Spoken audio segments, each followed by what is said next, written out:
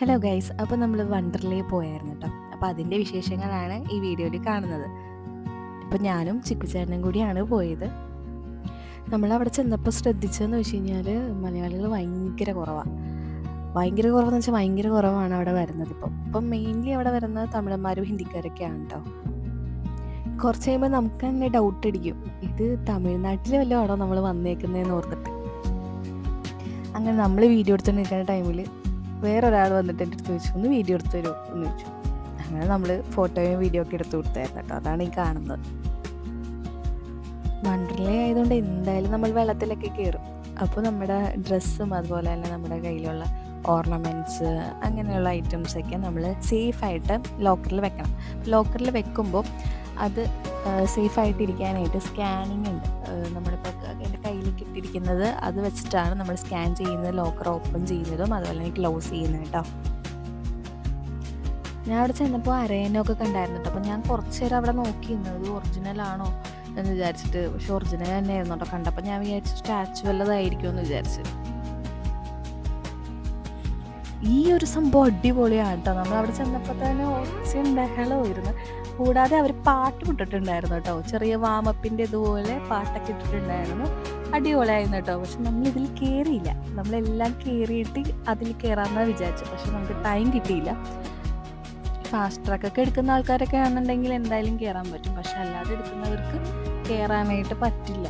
അപ്പോൾ നമുക്ക് ഏതെങ്കിലുമൊക്കെ ഒന്ന് മിസ്സാകും. പിന്നെ ആദ്യമായിട്ടാണ് കേട്ടോ വണ്ടർലയിൽ പോകുന്നത്. അപ്പോൾ എല്ലാവരും വിചാരിക്കട്ടെ, വണ്ടർലയിൽ പോയിട്ടില്ല ഇത്ര നാൾ. ഞാൻ വണ്ടർലയിൽ പോയിട്ടില്ല, ആദ്യമായിട്ടാണ് പോകുന്നത്. സ്കൂളിലൊക്കെ പഠിച്ചുകൊണ്ടിരിക്കുന്ന ടൈമിൽ ഇങ്ങനെ ട്രിപ്പിന് കൊണ്ടുപോകുമായിരുന്നു. ഇങ്ങനെ വണ്ടർല ട്രിപ്പ്, 1 ഡേ ട്രിപ്പ് എന്നൊക്കെ പറഞ്ഞിട്ട്. മെയിനായിട്ട് സ്കൂളിലൊക്കെ കൊണ്ടുപോകുന്നത് ഈ ഒരു സ്ഥലത്താണല്ലോ. അപ്പോൾ നമ്മളിങ്ങനെ എല്ലാവരും പോകുമ്പോൾ നമുക്ക് അയ്യോ ഒന്ന് പോകാലോ എന്നൊക്കെ വിചാരിക്കും. പിന്നെ നമ്മൾ വേണ്ട, വീട്ടിലൊക്കെ ആദ്യം ചോദിക്കുമ്പോൾ വേണ്ട പോകണ്ട എന്നൊക്കെ പറയും. അപ്പോൾ ഞാനതങ്ങ് വിടും. പിന്നെ ഞാൻ ചോദിക്കില്ല. ആകെ 2 പ്രാവശ്യം 1 പ്രാവശ്യമൊക്കെ ചോദിക്കുകയുള്ളൂ. ഒരു 3-4 പ്രാവശ്യമൊക്കെ ചോദിച്ചു കഴിഞ്ഞാൽ ചിലപ്പോൾ വിടുമായിരിക്കും. പക്ഷേ ഞാൻ 2 പ്രാവശ്യം ചോദിക്കുമ്പോൾ തന്നെ ഓക്കെ ഞാൻ എന്നാൽ പോകണ്ട എന്ന് വിചാരിക്കും. ഞാൻ ഭയങ്കര എക്സൈറ്റഡ് ആയിരുന്നു കേട്ടോ. ഭയങ്കര എക്സൈറ്റഡ് എന്ന് വെച്ചാൽ ഭയങ്കര എക്സൈറ്റഡ് ആയിരുന്നു. കുറേ നാൾ ഞാൻ വിചാരിക്കുന്നത് എനിക്ക് വണ്ടർലയിലേക്ക് പോകണം എന്നൊക്കെ വിചാരിക്കുകയാണ്.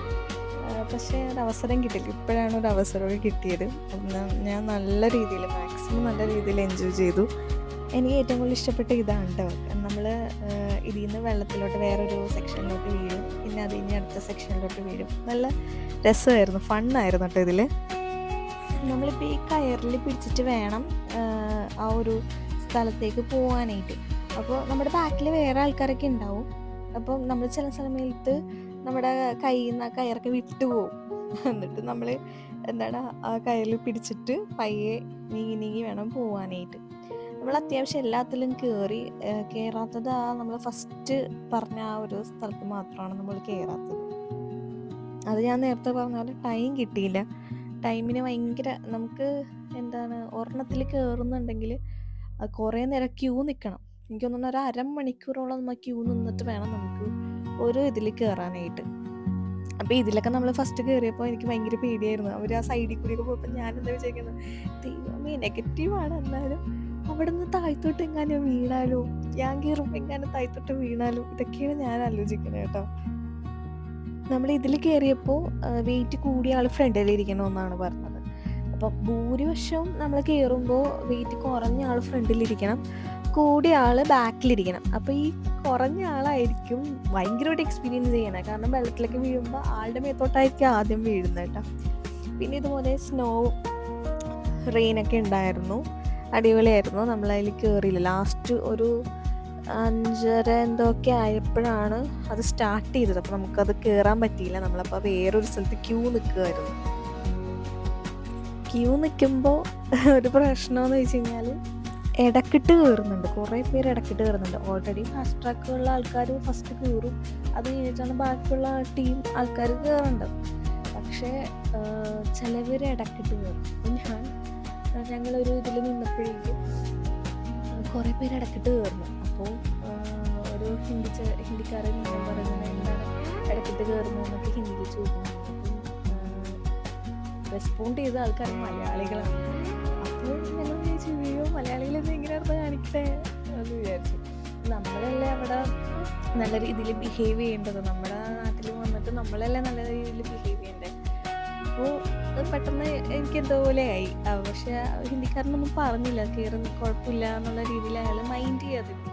ലൈക്ക് അയാളാണ് കയറേണ്ടത്. പക്ഷെ ഈ മലയാളികൾ കുറേ ഒരു ഗ്യാങ് ഉണ്ടായിരുന്നു. അവരെല്ലാവരും ബാച്ചിലേഴ്സ് ആണെന്ന് തോന്നുന്നു. അവരെല്ലാവരും കൂടി ഇവരുടെ ഫ്രണ്ടിൽ കയറി നിന്നു.